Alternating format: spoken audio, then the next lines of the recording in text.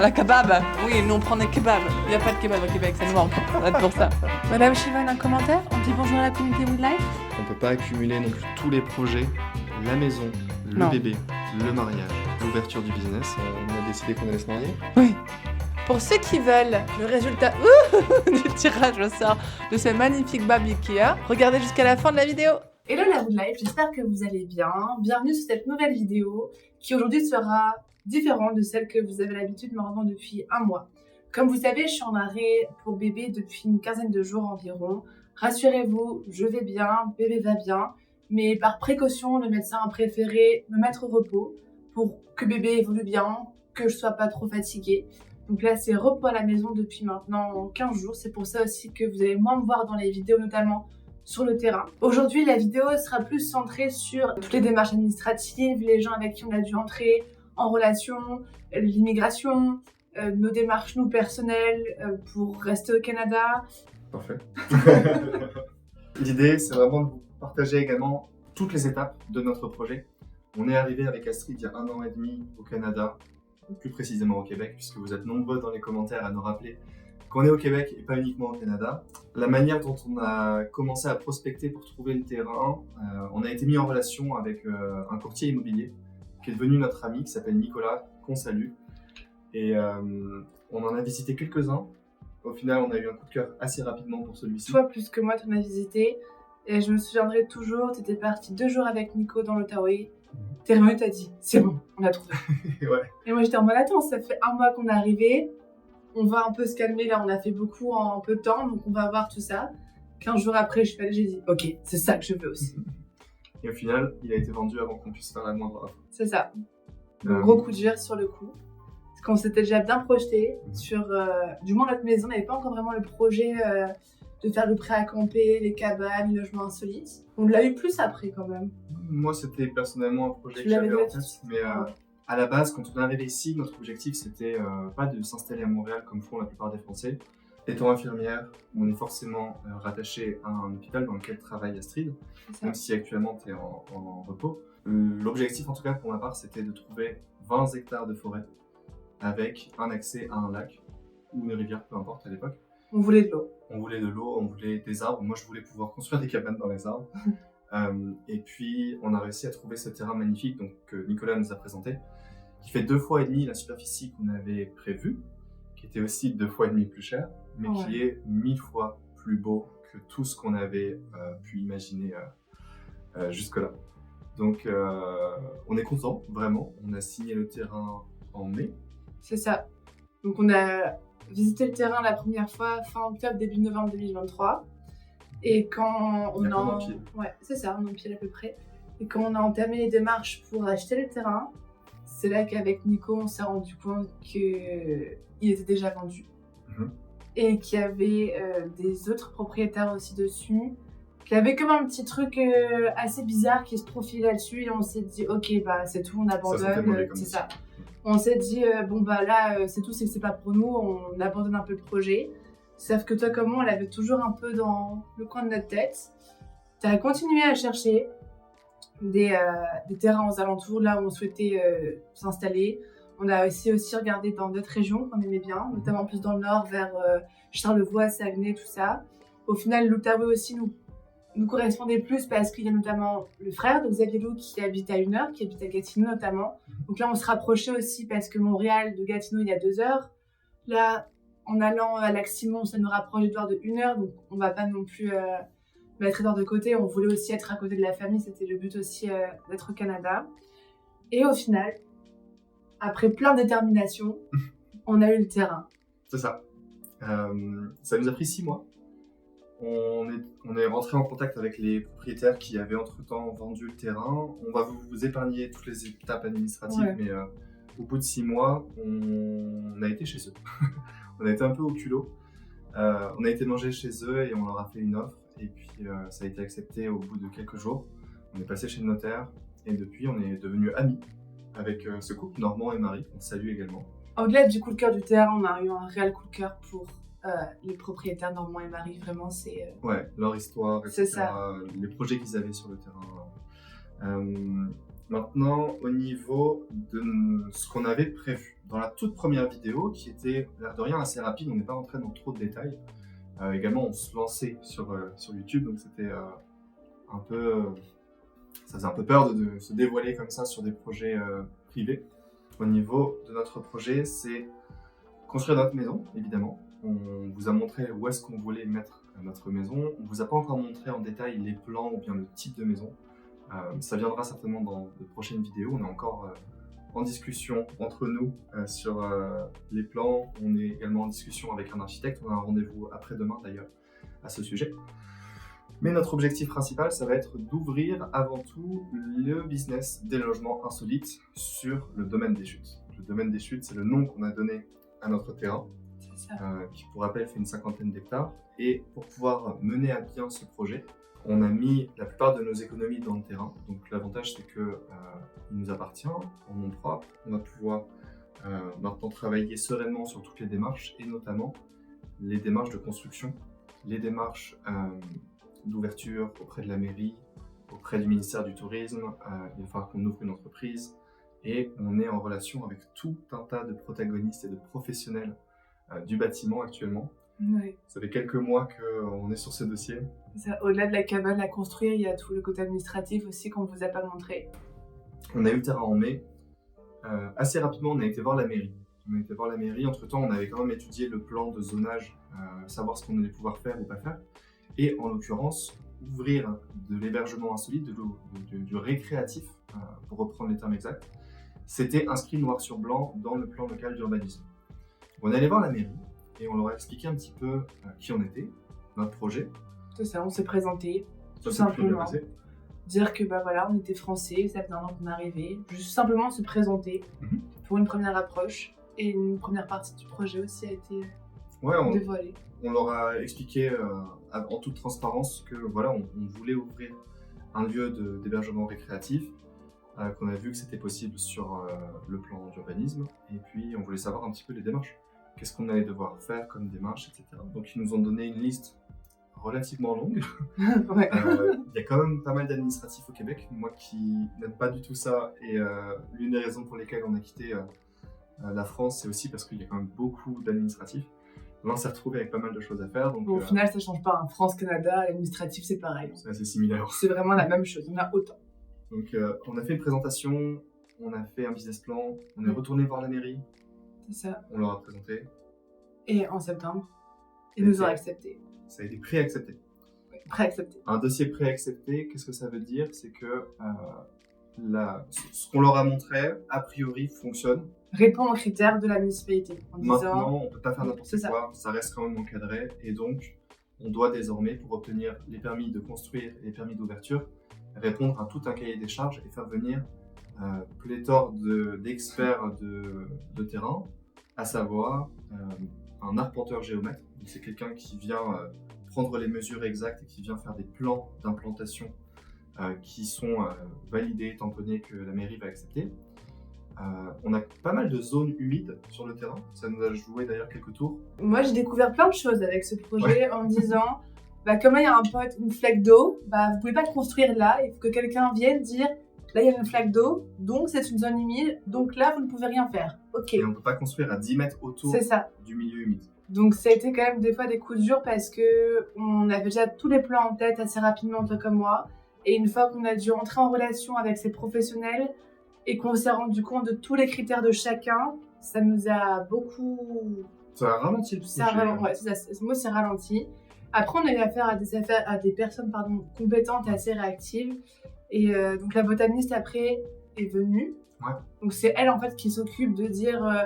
de zoner en fait, de dire de là à là il y a de l'eau, de là à là aussi il y a de l'eau, et donc à partir de cette zone d'eau, à 10 mètres, vous pouvez pas construire. La botaniste est donc venue sur le terrain, elle a fait les zones humides sur l'ensemble du terrain qu'on avait besoin, en tout cas pour le départ, le début du projet. Et ensuite il y a l'ingénieur technologue.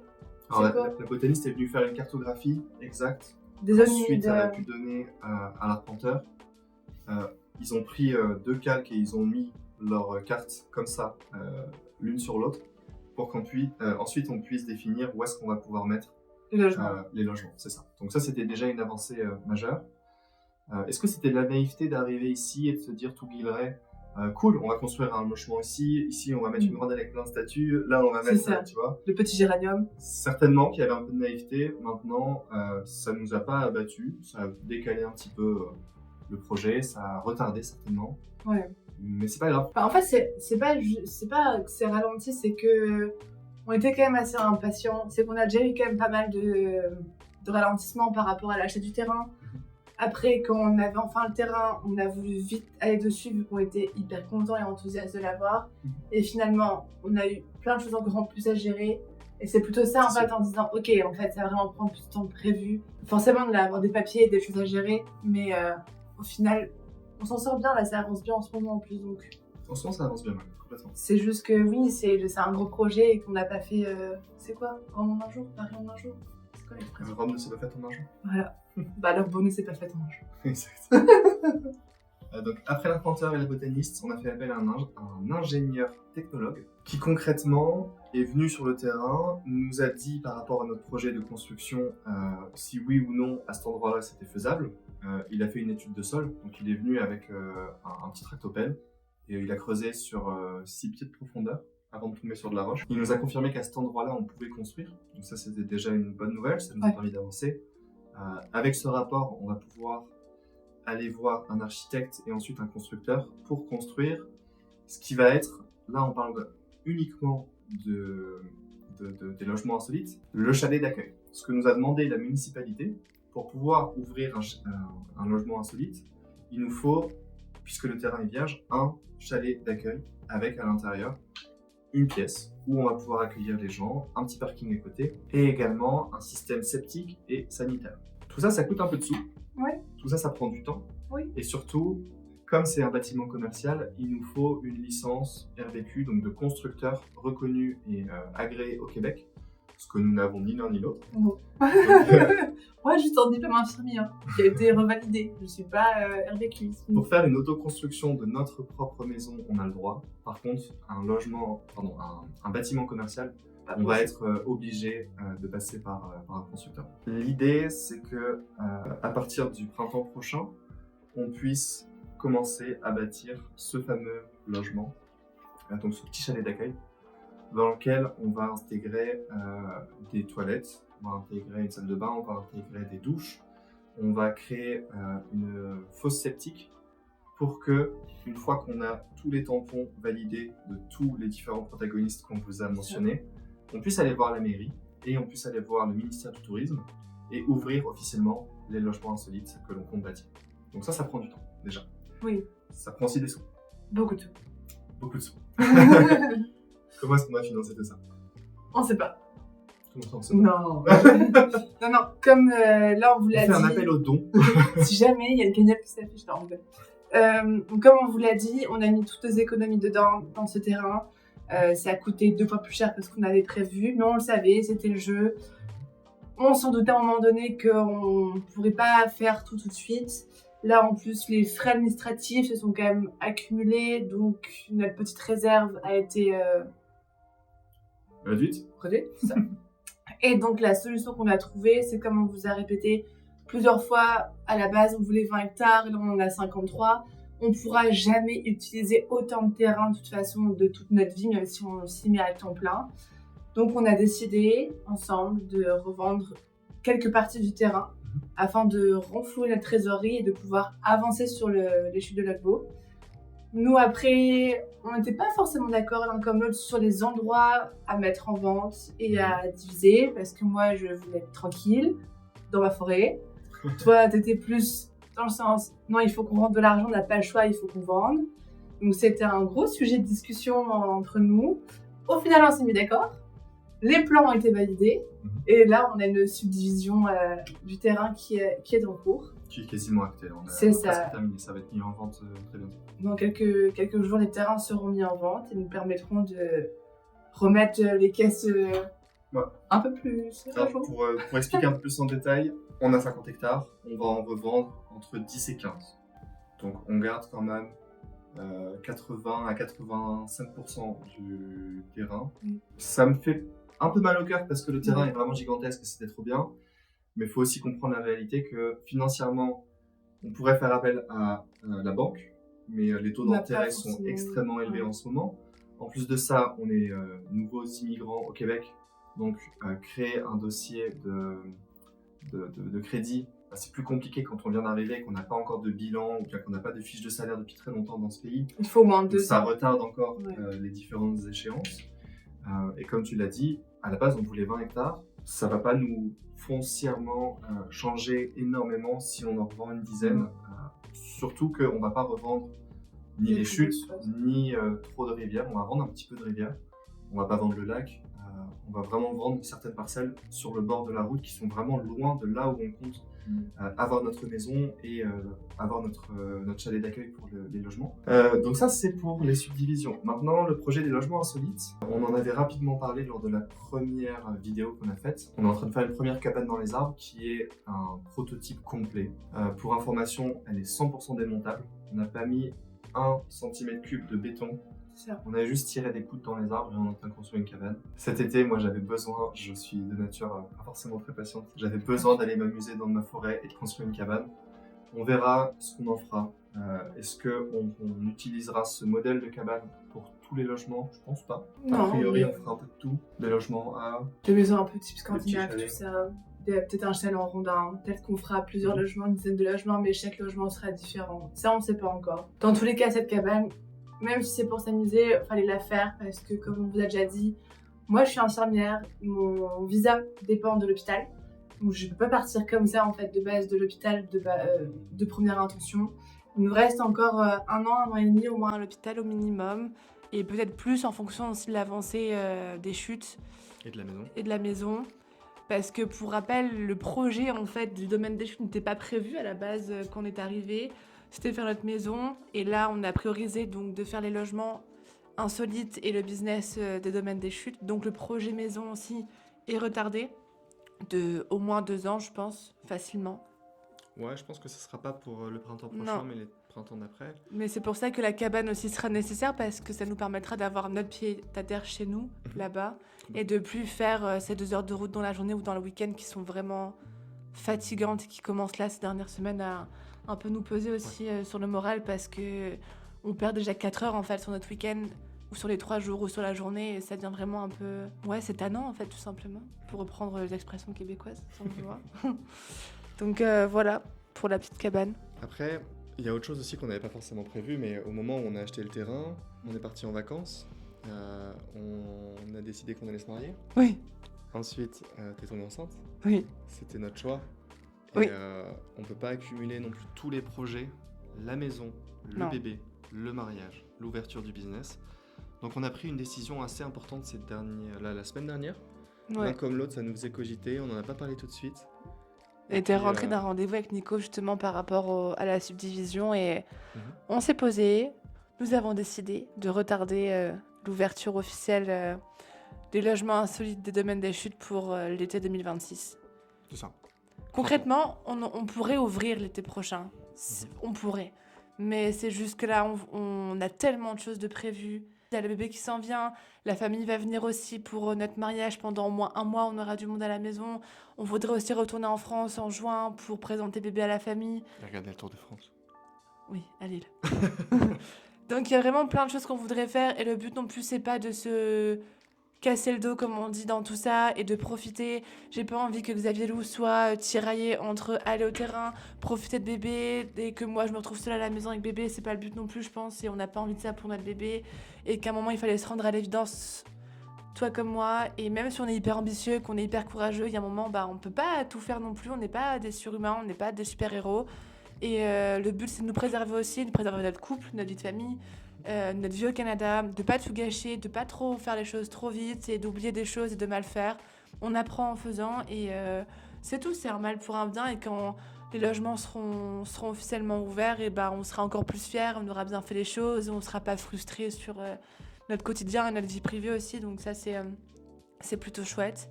C'était pas facile à prendre comme décision, je pense, pour toi comme pour moi. Mais au final, c'est la meilleure décision qu'on pouvait prendre aussi.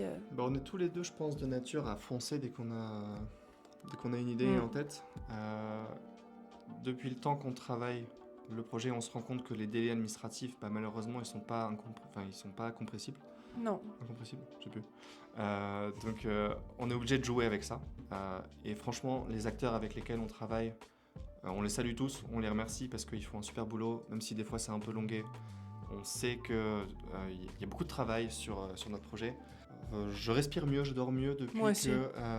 on sait qu'on va avoir notre bébé, notre C'est mariage, ça. qu'on est en train de planifier énormément de rendez-vous avec tous les acteurs. On va vous tenir informés, c'est aussi l'idée de cette chaîne et moi je souhaitais pas être estampillé chaîne construction de cabanes dans les Non. arbres uniquement. On est là pour un projet qui va durer longtemps, donc des vidéos vous en aurez beaucoup et on aimerait justement avec ce nouveau format de vidéo juste vous donner des informations au fur et à mesure telles que nous on les vit. Donc dites-nous dans les commentaires si ça vous intéresse. On n'arrête pas de vous demander vos impressions dans les commentaires d'ailleurs. On vous remercie parce que vous nous avez donné des bonnes idées. Certains commentaires sont exceptionnels. Vraiment, vous nous remplissez le cœur de joie. Complètement. D'autres sont un peu moins élogieux, mais on y reviendra. C'est le jeu. C'est le jeu, on le sait. On fera certainement une FAQ au milieu de l'hiver quand ce sera vraiment bien enneigé et qu'on ne pourra pas forcément trop aller sur le terrain.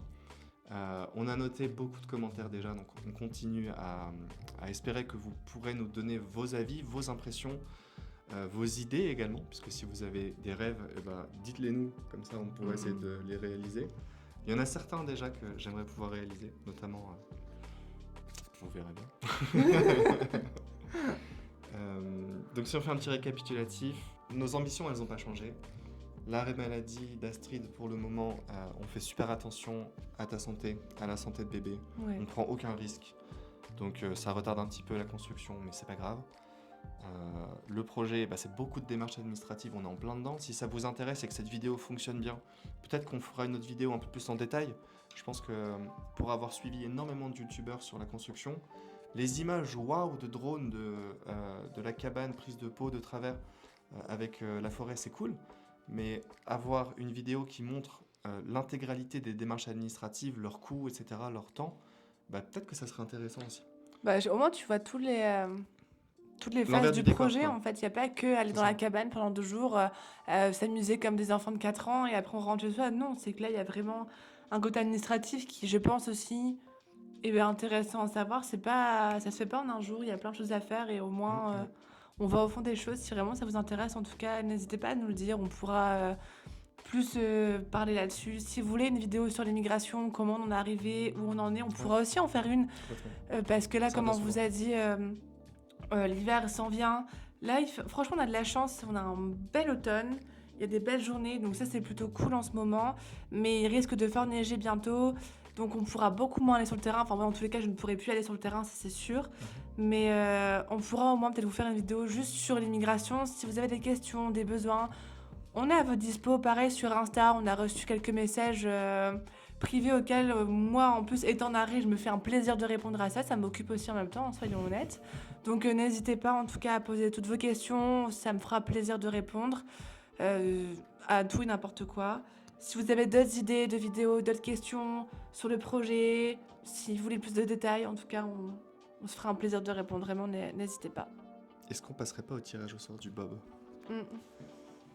Rappelez-vous, dans la vidéo précédente, J'avais mis mon Bob Ikea. on avait mis des Bob Ikea.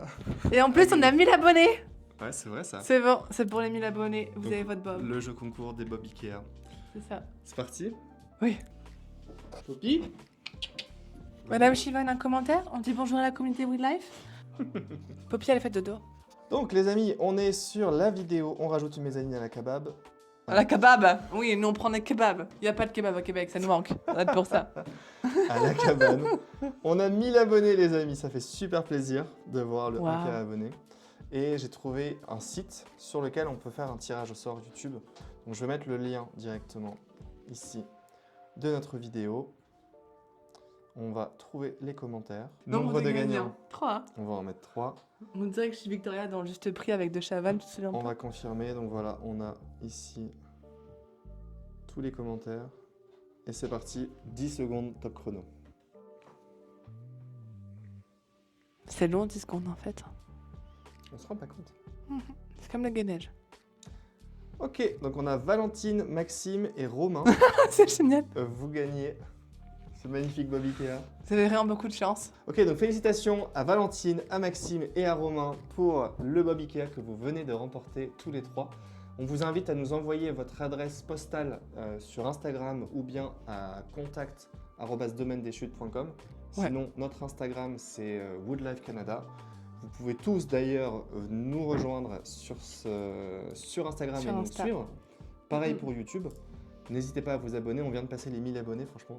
Trop Ça fait bien. plaisir. Ouais. Ça fait un mois pile que la première vidéo a été sortie. On a fait 1000 abonnés. Et pas mal de vues en plus, c'est vraiment chouette. Ouais, je crois qu'on est à presque 20 000 vues au total. C'est assez cool. C'est chouette. Donc, bah voilà. Abonnez-vous, suivez-nous et on est dispo pour toutes vos questions, vos demandes. On est là et merci de nous suivre. Et puis on se retrouve dimanche prochain, même jour, même heure, C'est ça, pour une nouvelle vidéo de la Woodlife. Cette fois, on sera certainement dans la forêt. sans moi. Ouais, tu seras avec moi quand même. Oui, Dans mon cas. oui. D'accord. Merci. À la semaine prochaine. Bye.